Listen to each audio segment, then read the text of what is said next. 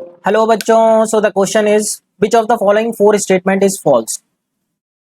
तो option first, a body can have zero velocity and still be accelerated. तो ये statement true हो जाएगा स्टूडेंट्स। कैसे?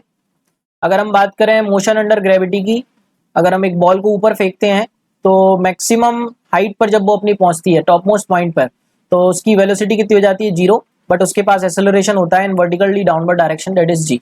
इसका मतलब वेलोसिटी जीरो हो सकती है किसी इंस्टेंट पे, बट उस इंस्टेंट पे एक्सेलरेशन हो सकता है। तो ये स्टेटमेंट ट्रू हो गया।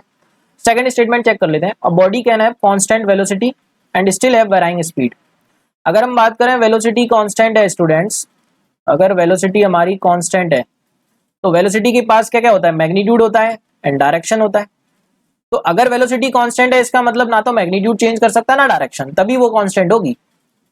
अगर मैग्नीट्यूड चेंज नहीं करेगा तो उसकी स्पीड भी चेंज नहीं करेगी, बट इसमें बोल रहा है it can have varying speed, तो ये स्टेटमेंट क्या हो जाएगा? False.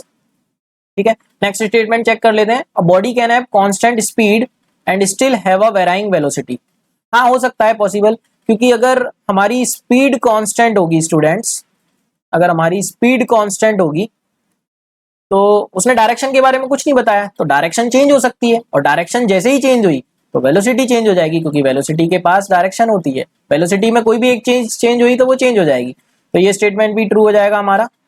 And the last statement, the direction of the velocity of a body can change when it's acceleration is constant. हाँ, कांस्टेंट का मतलब जरूरी नहीं है जीरो। तो अगर हमारे पास एक्सेलरेशन कांस्टेंट है, से एक्सेलरेशन 6 मीटर पर सेकंड स्क्वायर है, तो इट में पॉसिबल कि इस एक्सेलरेशन की वजह से वेलोसिटी चेंज हो। अब वेलोसिटी चेंज होगी तो उसका मैग्नीट्यूड चेंज हो सकता है, उसका डायरेक्शन चेंज हो सकता है, दोनों चेंज हो सकता है। तो yes, the direction of velocity में change if the acceleration is constant. ठीक है, तो ये स्टेटमेंट भी हमारा ट्रू हो गया। तो यहाँ पर हमसे पूछा है उसने कांस्टेंट फॉल्स स्टेटमेंट, तो second option is false. I hope this answered your question. Thank you so much and all the very best.